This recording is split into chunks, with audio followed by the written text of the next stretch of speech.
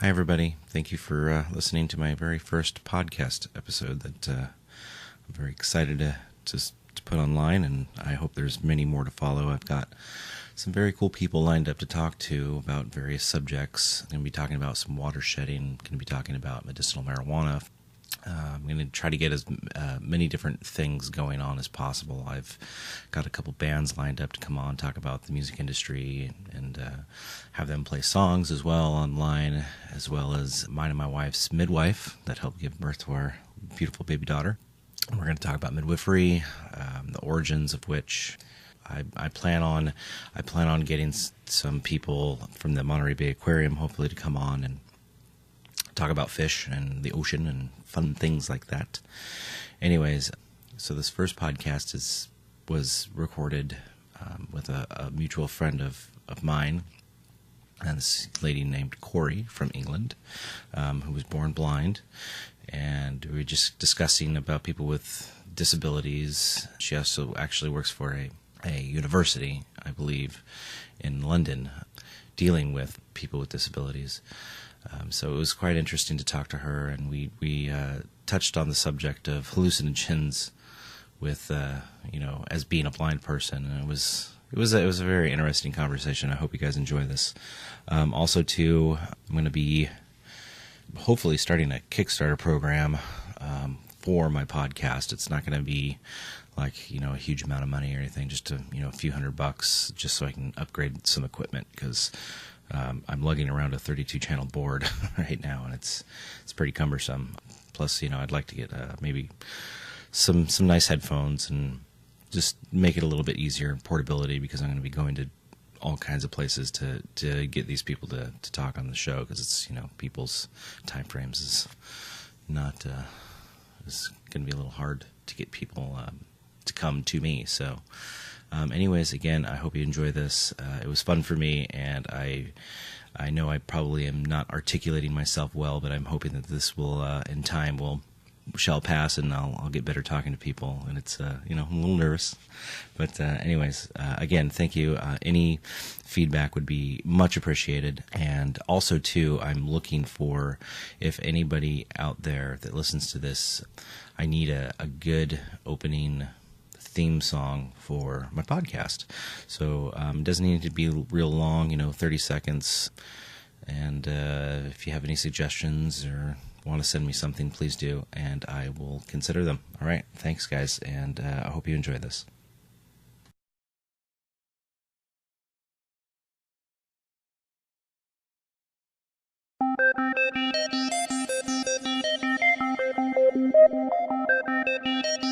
Welcome to our sweet earth.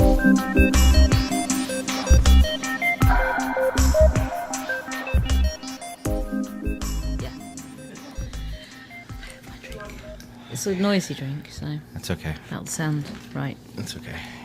You can be as noisy as you want with your drink. This is like going to be completely informal. I don't want it to be like an interview or anything. No. I want it just like two people talking, Okay. two regular people, Regular. Two Cories. two Cories talking.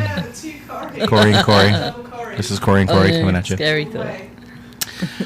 Okay, so the reason why I wanted you to talk on this podcast is one, first and foremost, because I find it very interesting that you've done psychedelics.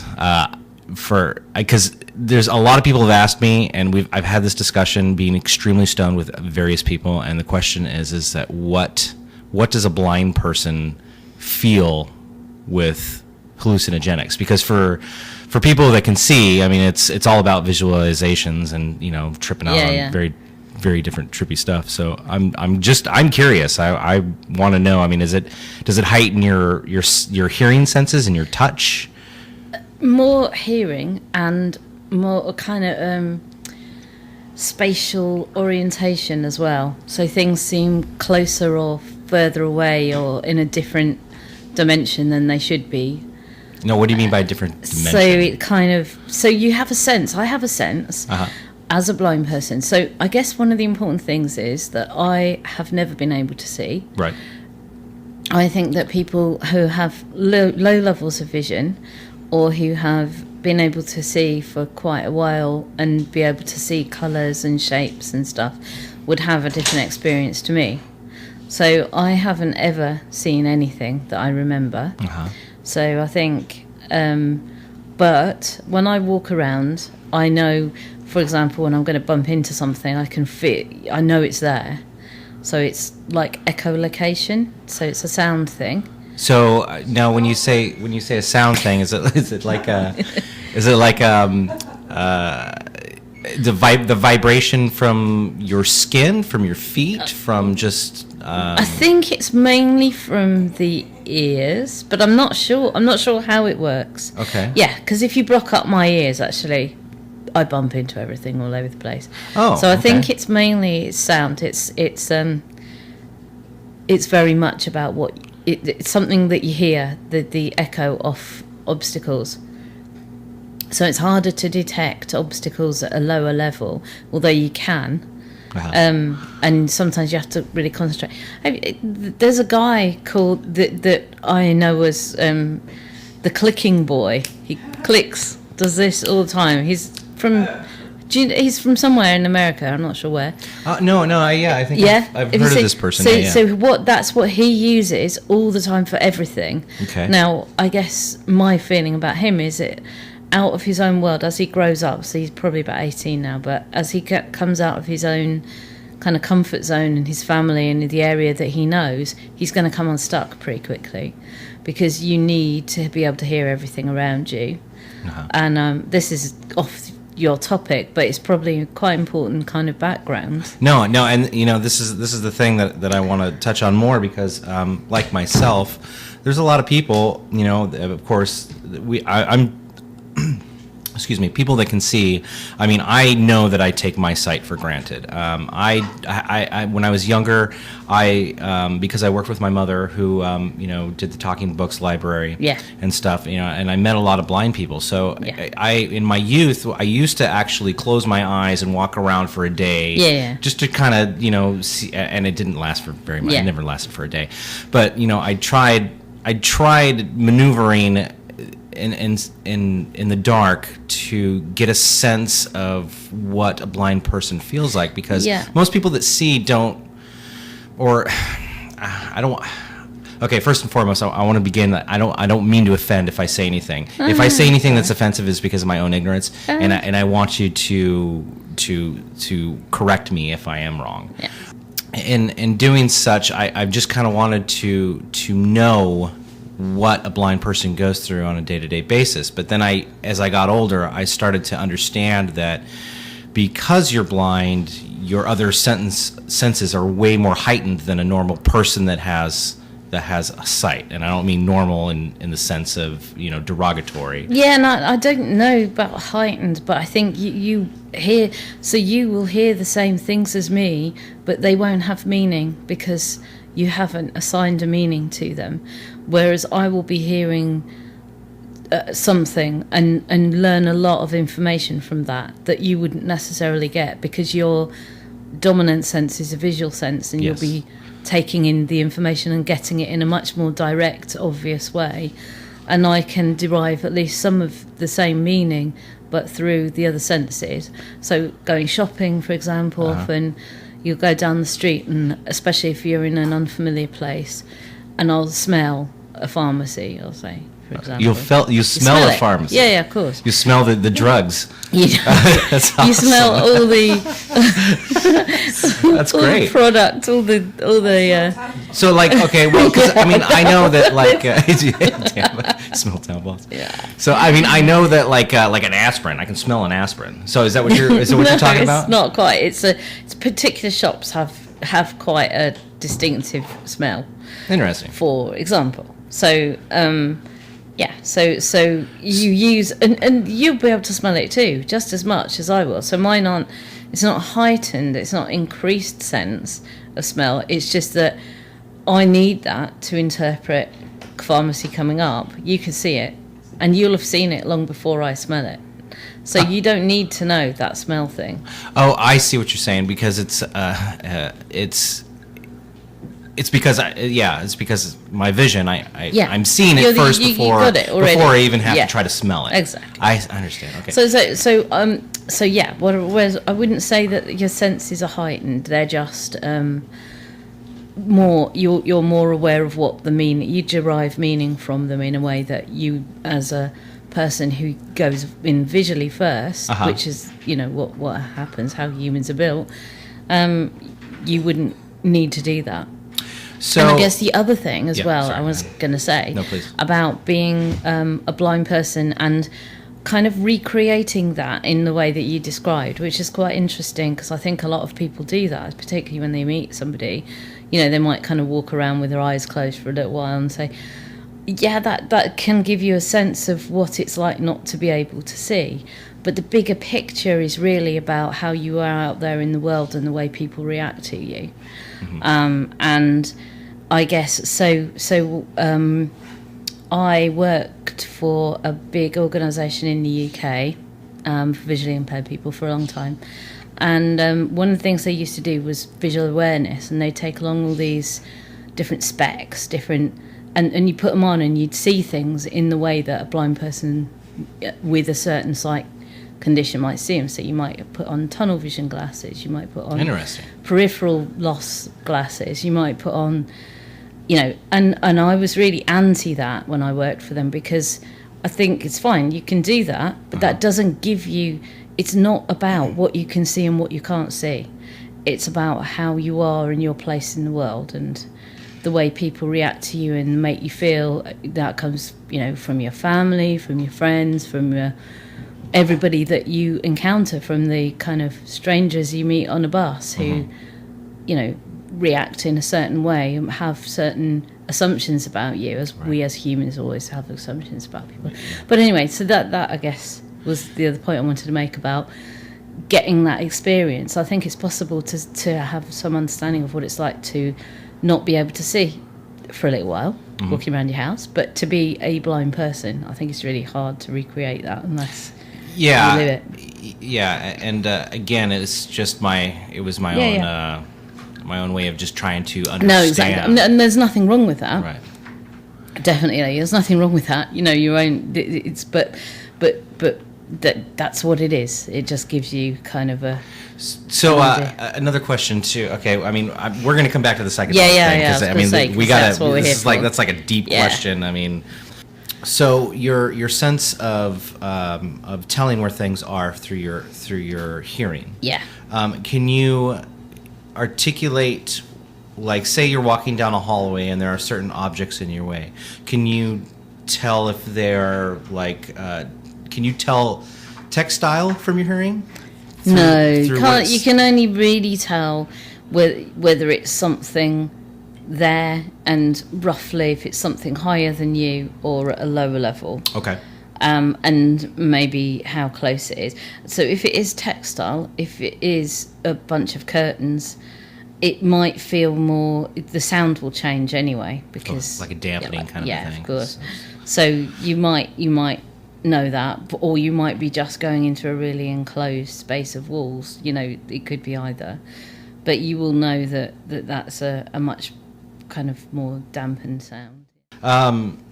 When was the first time you did psychedelics? How old were you? When was I? I wasn't young. I was about 23, 24. And what was it? 24. It was just a tab of acid. Acid. Have you done mushrooms as well? Yeah.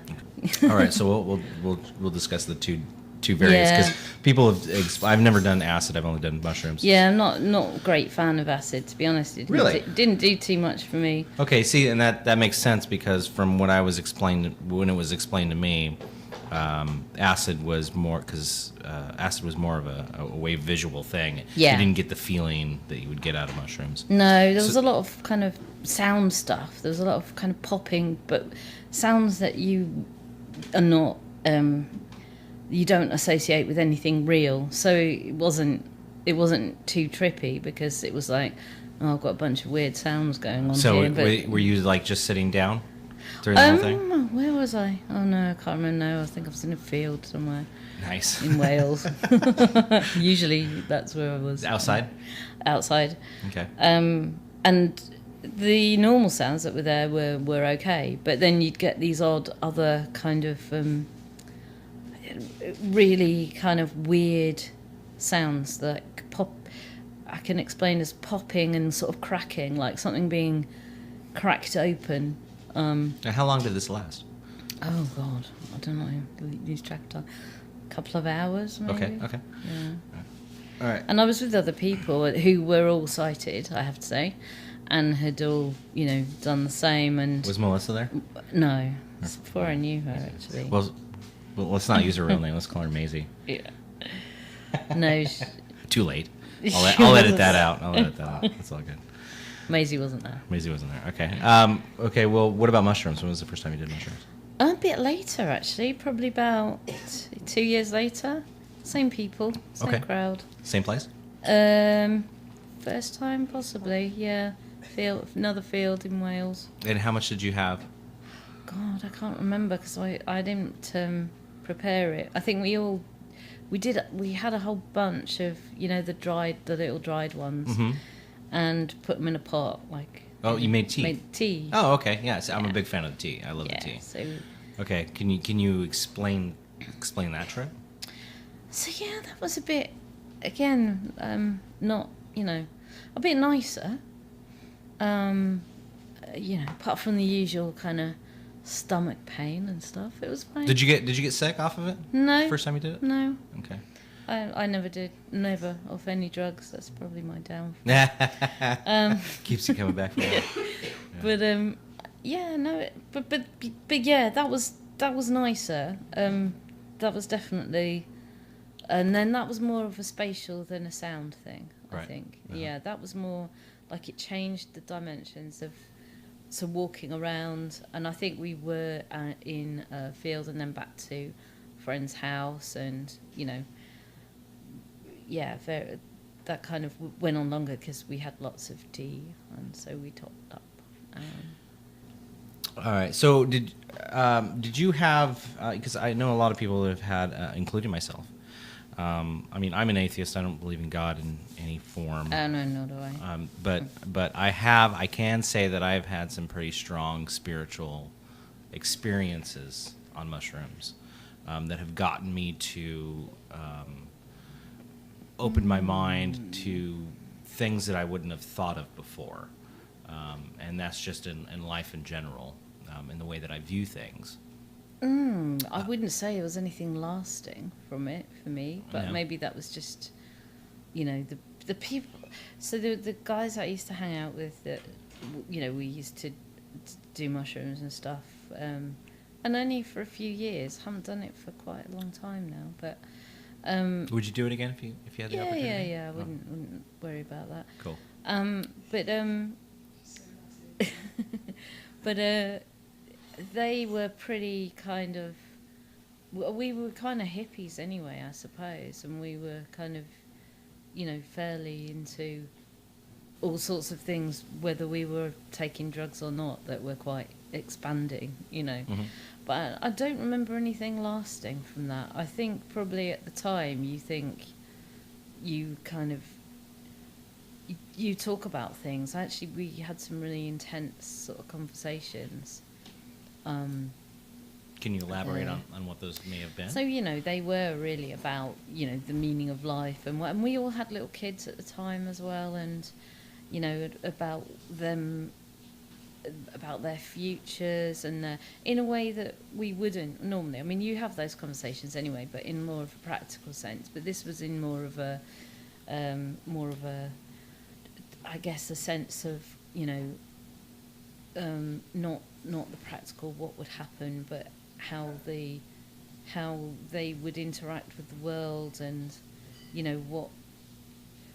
what might kind of come to them, and what the meaning of what they were doing, and what they were, who they were going to be, might be to the world and stuff like that, which isn't what we would normally have in a kind of everyday, without drugs, right, kind of conversation. But it would just be on some sort of a deeper level. But it would be on a deeper level. But I wouldn't say I ever had anything that I took out of that experience that was a lasting, life-changing Really? kind of thing. No. Oh, okay. Maybe you just didn't do it. But enough. maybe, probably. And maybe I was, in some ways, was already there, you know. Yeah, that's a good way to look at it too. I mean, myself, I came from very, very, very sheltered home, and I really didn't start understanding and learning about life until I was about 14, 15 years old, and but it was more because it was forced upon me. My parents got divorced. I kind of moved away and just started to experience life. Quit school, and just really started experiencing life. And when I started doing mushrooms, it wasn't until I did mushrooms before I even smoked pot, actually. And I think I was 18 years old when I did it the first time. And again, like I said, thank you very much. You're hired. The first time I did it, it really just opened me up again to things that I would have never thought of before. But maybe it was just because of my extreme closed-mindedness at the time. I don't know. How did you grow up? I grew up, so I have 3 sisters. My parents got divorced when I was about 7. Uh-huh. So I grew up with my mum, so very female-dominated family. Okay. I did have a stepdad though. My mum married a guy who was really, really nice. So yeah, I grew up. I went to boarding school from the age of 5. Wow. So I had a different experience there. Kind of very different, turned out differently to my sisters, who none of them, they all went to sort of local schools and whatever, and I was just sent away to school because I was blind. Basically, I got an education and they didn't really. Not formal qualifications, anyway. Did you grow up in a religious household? No, Okay. not really. Well, my dad professed some kind of Catholicism when I was little, but Your stepdad, or my real dad. biological But he kind of stopped going himself once they got divorced, and his mother wasn't looking over his shoulder after to make sure he went. So not really religious, not really. No, not nothing kind of. Nothing major, just very kind of ordinary growing up, I suppose. But certainly no thought of, things like drugs, things like... My sister drank a lot, so she used to get really drunk from the age of about 13, and she's 7 years older than me, so I kind of saw that and thought, yeah, that's fun. Are you the youngest? No, I've got one younger. She's a year younger than me. Second two youngest. older, yeah. Okay, interesting. And would you say that they played a strong part in your partying lifestyle as you got it? Okay. No, I'm not close to my family at all, really. Oh, okay. No, so no, I never did anything much for my sisters. I've smoked a spliff with my dad. He's quite, he's up for that. And my stepsisters are a bit more up for that. So my dad's wife, so he married as well. My dad's wife's daughters, they were quite party people. In fact, I'm always closer to them than to my own sisters. But no, they didn't have any, Direct bearing on influence. that. It was just people I met, just people I got to know when I moved to London and started working, So back to the psychedelics thing. How many times have you done mushrooms? Oh God, not many actually, because I was thinking about this. And probably just like half a dozen times or whatever. Not That's more than me. not loads and loads, but over 7-8 years. Not So did you ever have a bad trip? No, not on mushrooms. No. Huh. Okay. So Not really. I've been on the verge of having a bad trip on mushrooms, but I ate a lot. Right. Yeah. So do you always do tea every time you do it? I have eaten them, but I prefer tea. To the tea? Yeah, me too. Yeah. It's way better. It's just nice. Yeah. You can it goes up and goes down with very minimal consequence to it. Yeah, when you eat it for some reason, it's just it's way more harsher. It's a bigger hit. I guess Oh, yeah. it goes around the bloodstream Oh my quicker or God. something. I don't know. Yeah. So It's less diluted. actually, I ate a cap and a stem about 5 or 6 days ago All right. with a buddy of mine. Popped one in his mouth and then handed me one. I'm like, oh, well, I can't let you trip alone. Yeah. So, I ate just a cap and a stem, and I mean, Yeah. I couldn't believe it. I tripped for 4 hours really wow. hard, and it was just, I'm just so used to drinking the tea. So, Yeah. Anyways, obviously, I mean, when I do mushrooms, I definitely get like a really strong tingling sensation throughout Yeah. my body. Yeah. Hearing wise, I don't hear differently, but the visuals are more like they're very shadowy. So it's not like I see different colors. I see the walls moving or anything like that. It's very just kind of just distortion.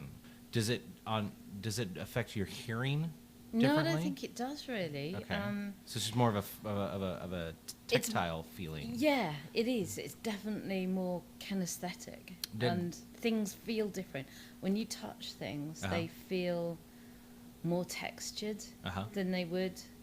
You say more groovy. More groovy. More groovy, they more would feel more groovy. groovy. Yeah, everything was groovy when you've had the tea. So at any given time that you've ever done mushrooms, since the first time that you did it, of Yeah. course, you've noticed that the feeling was different. Did you Yeah. ever like prepare for your further your trips after that, and like having like things around you that you could touch and feel just to play with? I'm rubbish like that. I just no. You It's just like spur of the usually- moment. Yeah, Let's it's take it usually- and usually it's go spur for of it. the moment. Yeah. Okay. Well. Yeah. Okay. Hopefully Yeah. we'll see each other again, And- and I'll get a bunch of toys and we'll play. Okay. Get some because I've always wanted to get. Have you ever felt like that silly putty and Yeah. the slime? Slime, Yeah. yeah. Let's do that. Get some mushroom, Yeah. play with some slime. It'll be fun. Things like grass, for example, and I Uh-huh. mean in a field, that you sit on green stuff, Yep. is much more like you can feel the individual blades when you touch it, Uh-huh. for example. Bear in mind, a lot of my experiences have been outdoors. Well, I totally condone outdoor shrooming. I Yeah. think that's where it should always take place. Personally, those are the best trips I've ever had. Were outside. Yeah, I mean, just and also just the people I've been around. It's mainly been outside. Yeah. So blades of grass Feel more distinctive. Huh. Yeah. And would you just sit there and contemplate life? Yeah, definitely. Okay. Yeah, a lot of life contemplation. Am I giving you the urge to do more mushrooms? Right now, probably not today, seeing as I'm flying out. Oh, you're home so tomorrow, responsible. Oh God, Corie. but- I know, So but responsible. What the hell? You're on vacation. If I had some mushrooms right now, would you eat them? If I ate them with you? He doesn't anyway. No, okay. Probably, She doesn't know that. I might. I might. You might? If Maisie did. Ah! As well. If Maisie hooked it up. I don't know. Well, she's too square for that, I think. She's square in her old age. I've done mushrooms with you once, didn't we? Yeah. Just once? Yeah. Just so, once. Yeah. So did you only do acid once? I only ever did acid once, anyway. I only did because it didn't mushrooms do once. much for you. Yeah, I wasn't massively interested. I want to go somewhere further with this. Again, my own ignorance of blind people and other people's ignorance of blind people. I mean, the whole reason why I'm doing this podcast is to help people get a better understanding for things, including myself. Now, earlier on, you discussed, people's inability to understand what a blind person goes through on a day-to-day basis. Are you okay to elaborate more on this kind of subject? Yeah. Okay, Yeah. cool, awesome. So I think that there isn't an equivalent. There isn't something that you can do, and I would say this is the same for any really experience. You can't say that, you close your eyes, and I think there's nothing wrong with doing that, closing your eyes and showing how it feels not to be able to see, but that's what it is. It's how it is to not be able to see for however long you close your eyes for. Being a blind person is much more about, the whole, that's how you are. It's never going to change. Right. So it's your identity. I'm quite big on identity. And so it's more almost about when you go out there in the world, you know, how people behave towards you, how they react towards you, the assumptions they make about you, and you can't recreate that. So what you can recreate is temporary loss of vision or temporary changes in vision if you use all those sim specs. And you know what other people might see, because again, those people who have got some sight, it's different for all of them. You can get two people who might clinically have the same level of vision, but actually in practice, because they are individual people, they see completely different things. So say two people with the same level of loss of sight, which means they have tunnel vision, which means that being able to, they don't have a difficulty reading or viewing a computer screen or that kind of thing, but walking out and mobility is really difficult because they can't see, they only have this kind of pinprick centrally. Now two people who have the same level of vision might go out and actually experience the world, and the things they can't see, each of them, are very different. And a lot of it's to do with, you know, personality and so on. So I think, you know, there has to be, of course, we all make judgments about other people and what they may or may not need from us as individuals, as other people reacting to them in the world.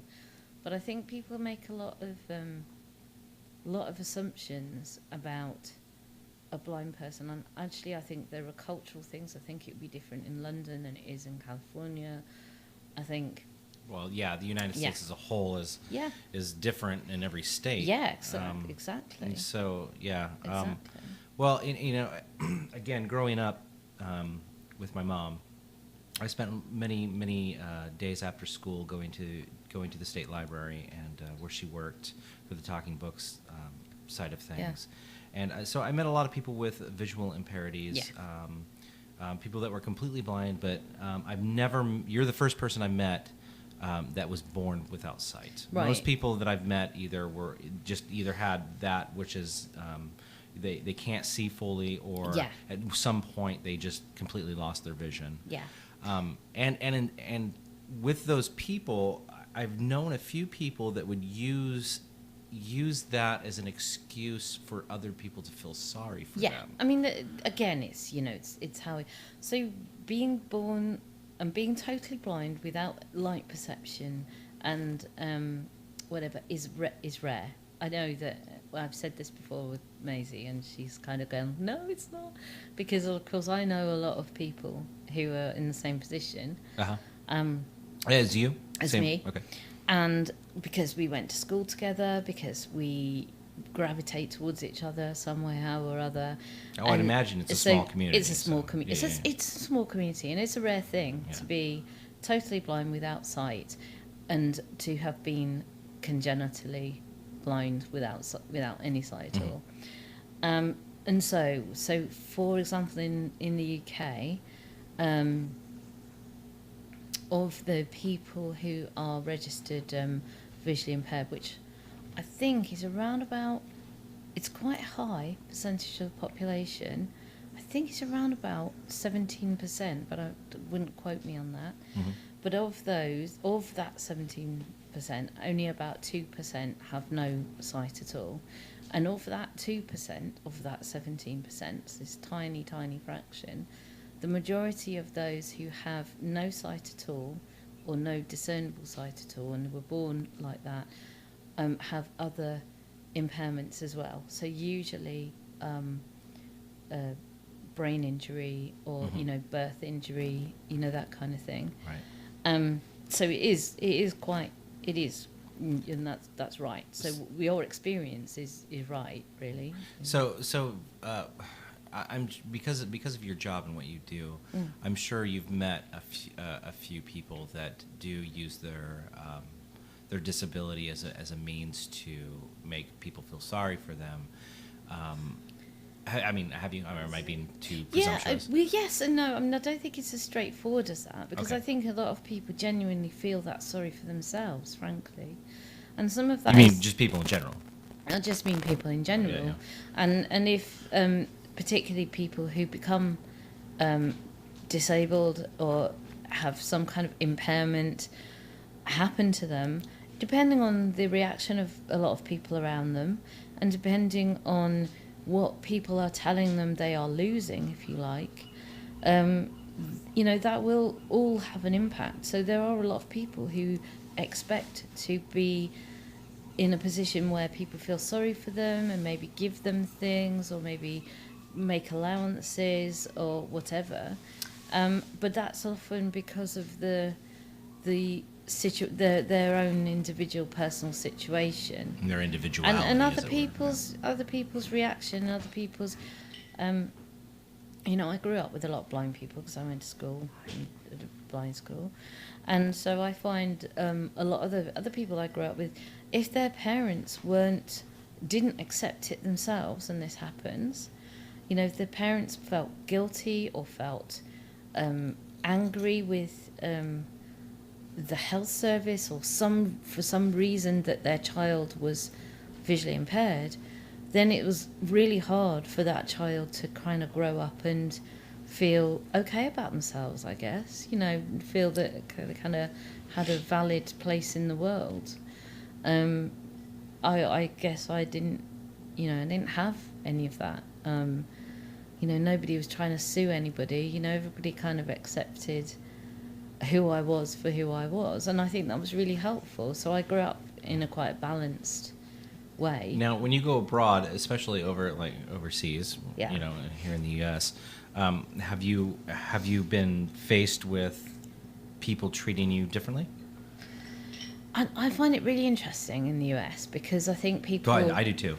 People are... There is a very, very different... But culturally, I mean, and that has an impact on the way things are. So I live in London, and somebody shoot that seagull. I live... That's why we get living next to the coast. Yeah. You get seagulls. That's sweet, really. I live in London, and a lot of things are made easier for me. For example, crossing the road. Mm-hmm. We have these crossings where you press a button and there's a cone underneath, a little twiddly thing. Yep. And when the light changes, the cone twiddles, so I know when to cross. Mm-hmm. I haven't seen any of those here. In Salinas, they have those. Okay. I think it's probably here in the States. I mean, I might be wrong about this, but I think it's the size of the city dictates how much the people with disabilities will get catered to. Okay, so but in New York, Mm-hmm. it's hopeless. Really? There isn't anything So like that. I've never been in New York, so. See, no, and I was disappointed the first time. I was really disappointed the second time. It hadn't changed. It was 10 years, and I went back. I'm things like that make it easier to be much more independent. Huh. So, and I like to be independent. Yeah, well, I it was. don't want to have to ask people for stuff all the time if I don't have to. But what I have found, I remember years ago when I first came to the States, the first place I went to was Atlanta, and I was in Athens, and was doing some stuff at the university and was on my own. So I was walking down the streets on my own, and it was the summer, it was August, and it was hot. The streets were melting. Nobody else was out on the streets. I guess it was too hot. So crossing the roads was it's my kind of pet thing, I suppose. It was a bit of a nightmare. But I noticed when I said, so if I was in England and I needed some help crossing the road, I'd say to someone, oh, excuse me, could you tell me maybe when this road is maybe a bit clearer? Because, I want to cross now. And they'd say, and you'd wait for them to say, do you want me to walk across with you? And you'd say, yeah. If you wouldn't say, can you walk across the road with me? Because in a way that's not English, and somebody just would walk away or just say no. Where then I was in, People, wait. People would just like say no and walk away. or just would pretend God, they that's hadn't rude. heard you, or Really? Yeah, but people don't like being asked. You don't ask a direct question in I England don't know. Maybe it's just in me. that way. That's- No, Oh, so just in England. in England, yeah, probably. I don't know. I don't I know, wouldn't do it that's- in Wales either. I mean, Scotland is a bit more. Scotland's different. Scotland is I different. just can't imagine that. I mean, anytime somebody would ask me, I mean, even if it was somebody without a disability, just Yeah. I mean, like a general question like that. I don't. Okay, so this is what I'm coming to. So there's me in Athens, Georgia, and nobody much on the streets. So I'd grab someone and say, "Oh, excuse me, can you tell me when to cross the road?" And they say, "It's not safe now," and off they go. Because that's what I asked. Seriously? And Oh so- my god. So I kind of quite quickly That's messed up. adapted. Oh. I quite quickly adapted Wow, to that person's just to a saying, jerk. "Excuse me, can you walk across with me?" "Yes, ma'am," and off we'd go, and that was fine. Oh my God, that's- So I had to be much more direct and say what I wanted. I see. I think Just maybe it was just the person's personality, but still, even so, Yeah. oh my god, I can't. that's imagine. there you go. So and I Oh. found that ever since, and I find that with American tourists in London as well. Those that occasionally I come across, because there aren't many. Yeah, I think we're scared of England. No, yeah, I think that. It's like, tourists either- we're an American in England. Oh, hide quick! Don't let any of our fellow Yankees see us. We don't- no, I'm just. So yeah, no, but yeah, you have to be kind of direct, and it's the same. We are, of course, England is, London particularly is incredibly multicultural. Yeah. And so you notice the way different cultures sort of treat you, and I guess that's true of everybody. They treat, everybody gets treated. Well, I mean, and I also find it fascinating too. Our conversation that we had the other day. Want another drink? Yeah. Top, me up. top her up, me yeah. up. Please, let's get wasted. Yes, lady. So the conversation we were having the other day about healthcare. Oh, yeah. And the way that disabled people get healthcare over in England. Yeah. What you were Everybody saying was gets just, healthcare. Well, I know. Well, I Everybody. know. I mean, that's just the funny thing too, is that more and more Americans are really starting to understand that our country really blows with the whole healthcare thing, and Yeah. we're basically being raped, as it were, for Yeah. For sure. getting treatment for being healthy. I mean, I know a lot of people in England who would love to come and spend time in the US. Maybe would like to live here, or maybe just spend a couple of years here, or have the opportunity to, Yeah. and they don't, or they won't do it because of the healthcare, because they're afraid. and nor could I blame them. They're Seriously. afraid No, of getting sick over here and being either unable to pay for it, or just every bit of money and property or whatever you have Getting is- sued. Yeah. Well, not to worry about getting. I guess people do, but yeah. I mean, the healthcare scares people. Genuinely does. No, I mean, and I'm sure our government has done that for the fact of actually making us scared. I mean, Yeah. I Yeah. mean that's fear is what keeps Scaring everybody off in me, line, yeah. So, but I mean, it just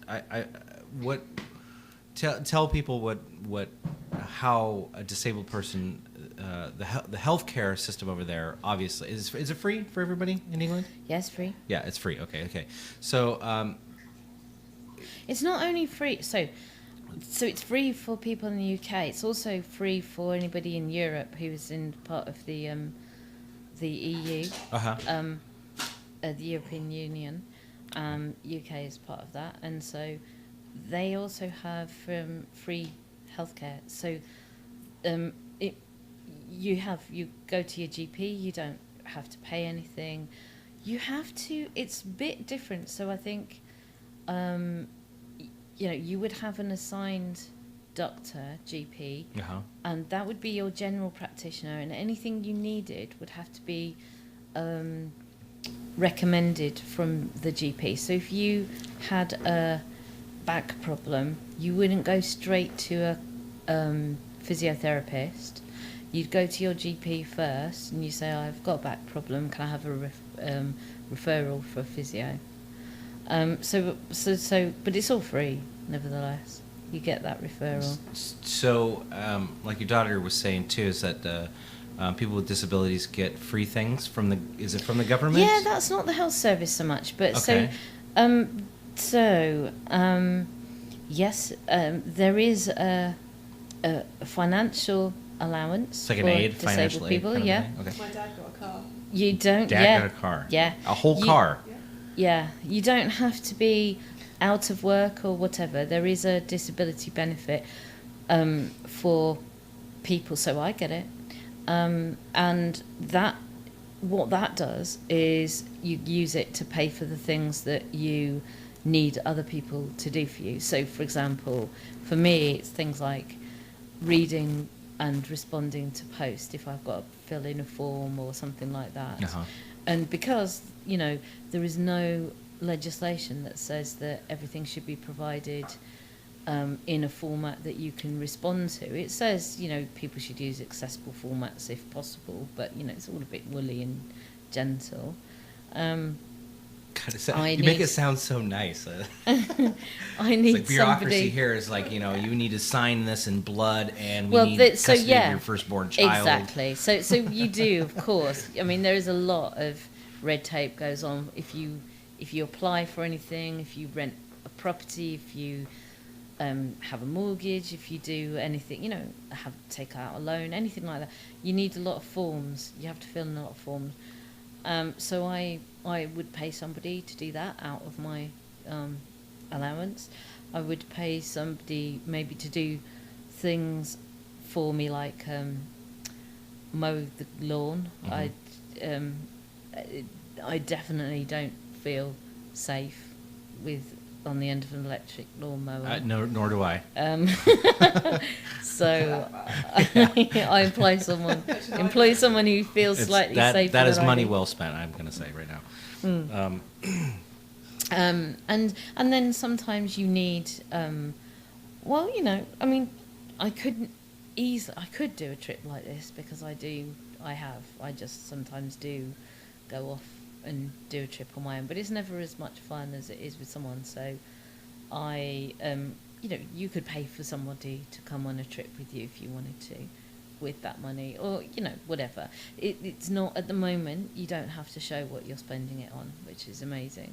I think it will change. It's beginning to change. So that's a general disability living allowance. But to get that, you do need to be a disabled person in the traditional sense of the word. So, you would need a doctor to say, yes, this is somebody who is blind, is deaf, uses a wheelchair or mobility aid. Or, So it can just be any person with know. like a broken leg. I need disability. No, exactly, no. I hurt my But- prostate at work. I need No, disability. but then I work in the higher education sector, Uh-huh. and students who go to university, for example, get a disabled student's allowance, which pays for equipment if you need it. But a whole bunch of people get computers that wouldn't necessarily need a computer as such. It's just that they might need the software that goes onto it. So for dyslexia, for example. Yeah, 'cause software is expensive, so I Yeah, understand so that. they provide a computer that will run that. They will provide money for. So I'm going to stick with dyslexia because it's probably the most common Really? impairment in the university Really? students. Dyslexia? Yeah. Hmm. Yeah. I would have never have thought of that. I The mean, university- I've very rarely ever met anybody The with university dyslexia. I work at, 25% of the students, and that is the highest. Huh. We've got the highest amount of disabled people in the UK, in any UK university. Uh-huh. So I guess, maybe I've only ever worked in that one. So, but yeah. So there's an allowance that you can get to, but it's not money. It's to get things provided that Again, you might need. like computers and stuff like computers, but also, so for example, people with mental health issues have something called mentoring, which is someone that they work with for maybe an hour a week to try and kind of sort out their life a bit, and make sure that all the other things are going okay in life, because if they're not, you can't really do the academic stuff very easily. If you're, you know, if your mental health means that you're worried about the other people that you live with in your house watching you eat, or, you know, anything. I mean, that's just an example. But food rage, yeah. we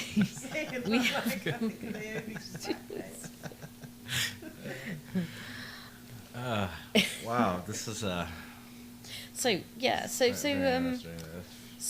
people get so I mean, I guess if I'm being controversial about it, there is a financial incentive, or there is an incentive to be a disabled person, and there is a definition of disability from the Equality Act, which means that if you look at that and use that, and the Equality Act is, we used to have DDA, which was like ADA, and the Equality Act now is all equality strands. So we used to have a Race Relations Act and Equal Opportunities, which was about gender, and they've all been merged into one, and disability is one of 9 what they call protected characteristics.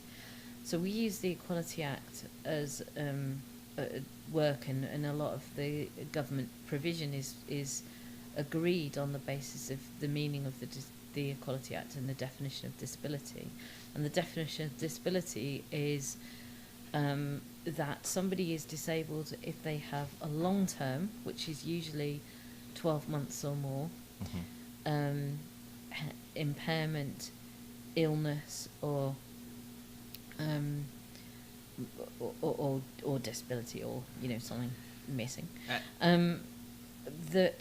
So something that's lasted a year or more, that has a day-to-day, an impact on day-to-day living, on what you do, day-to-day activities.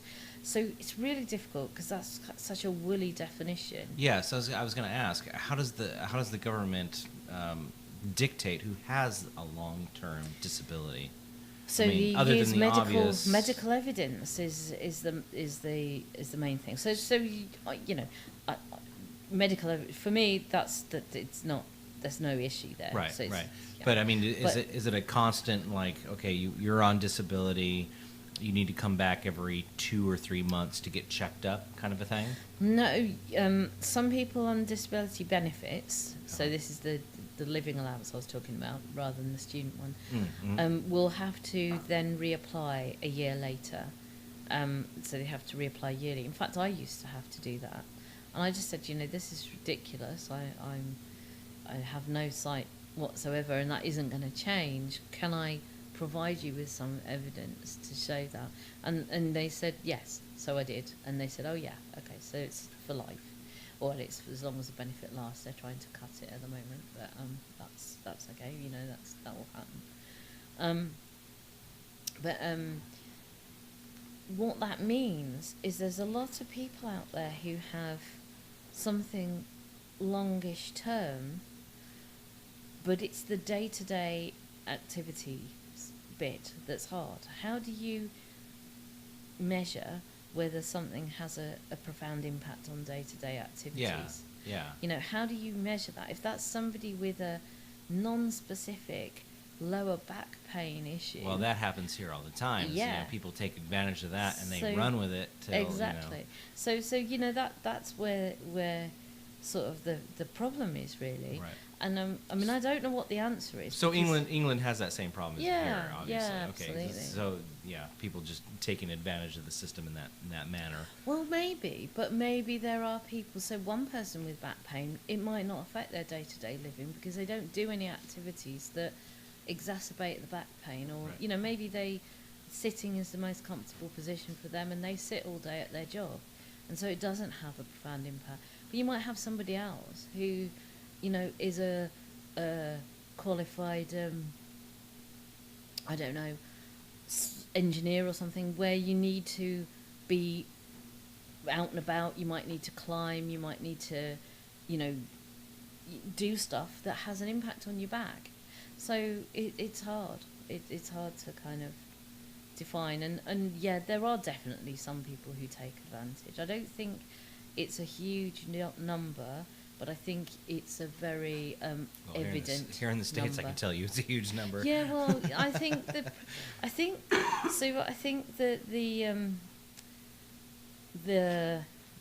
the press, the tabloid press in the UK would have you believe it was a huge number, but I'm not sure that it is a huge number. But in your experience, you haven't seen that type of advantage. Or, I have. missing. Yeah, I definitely have, because I work in that. Yeah, that's what I was saying. Oh God, I would imagine definitely you'd probably have. see it more than But most I people. don't. But yeah, I don't think that it's huge. In the great sort of scheme of things. And I think it's really difficult, because how else do people get help? So going back to the higher education sector and students at university, you need to declare that you have some sort of disability just to be able to hand your work in a bit later. Right. So, you get people who've maybe had an accident and injured themselves. It's not a permanent injury, so really they wouldn't be a disabled person. But you can't go to your tutor and say, actually, you can see that I've, broken my hand or whatever, and it's going to be really hard for me. Can I just hand in 2 weeks later and have that individual agreement? It has to all be sort of ratified. And, it's all political. Yeah. Absolutely. Yeah. So I think there's a lot of people that are forced into doing that because of the people taking advantage of the situation in the first place. There isn't that kind of flexibility that Right. you might have. But I can understand as well from the other point of view, if you're flexible with one student or whatever, let them hand in late, and the next one comes along and says, well, actually, I do have a problem as well, but you can't see my problem. I haven't broken my hand. I've, just got a problem with. Well, I think it all boils down to people are just jerks and want to just take people for a ride and get everything free and be lazy. I mean, for the majority of things, I'm not going to say everybody is, but there's a lot of people that are. There are a lot of people that are, and those that are a problem. They're as much of a problem to us. Well, they're not being part of disabled people they're not being part of the solution. They're being part of the problem, and that's where we all come into all this litigation, and we always have to fight over because everybody is squabbling over things. That some people are, it's rightfully to them. Other people are just like, well, if these people have it, I want to have it. Definitely. I mean, there's definitely a lot of that. I mean, you only have to hear some of these dreadful kind of phone-in radio shows of people ring in and say, my neighbour has disability benefit and he can drive a car. Right. I was like, okay. That doesn't mean anything. Yeah, right. But I want it as well. Yeah.